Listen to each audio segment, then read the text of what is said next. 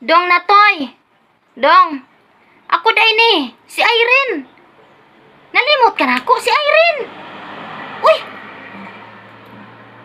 Pulo ka katuig wa kabayad sa imong utang nga 10,000. Imo kong gilimot-limutan. Dong abi kay mahal ti ka dong. Natoy. Si Irene to. Na mahal kita. Na mahal ka. Dong. Kinalimutan mo na lang yung utang mo. Hoy, magbayad ka natoy kung saan ka ngayon nilagay sa Diyos.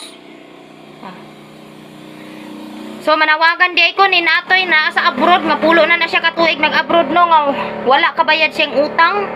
Nanghuam na siya nako og 10,000 kay ihang gipliti sa barko. Nya murag dugay-dugay man paminaw ko murag nagmotor siya pa ingon abroad maong dugay siya naabot. So dong natoy ang imong utang 10,000 taon kayo na oy. Na, nagtuo kag dit ka paninglon kay mahal ti ka. Oy, paninglon ti ka oy kay nana kay asawa. Buang ka. Dong. Dili ti ka ipabarangay. Pero dalon lang ti ka sa balay. Ay. Imong utang bayre sa iyo di putang nga kadako na ako ito. Ano na lang ha? Tabla. Tablahin mo naman. Hindi pwede ay. Hindi po. Why? Hindi pwede sa ako na itabla-tabla. Kita mo to ha? Nangumbitay na lang na akong tutoy pinaabot sa 10,000 o karon saan mo baydan? Wa ko ni mo bayde. Dung natoy.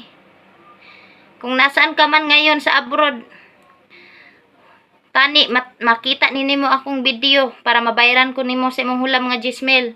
Ulang hiya ka naman oy. Dami mo pang babae diyan sa abroad.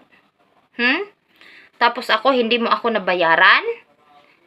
10,000? Tapos pulo ka katuig da? Biskan man lang piso, why ka nagpadala sa akon? Ato mo bata mo, ato lang sa kwarto, dako-dako na. Hatag ko lang to sa kumpare mo. Kung hindi ka magpadala.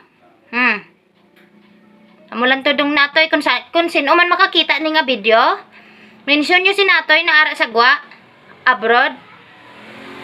Mention nyo siya para makita niya to. Para mabaydan niya utang ko 10,000.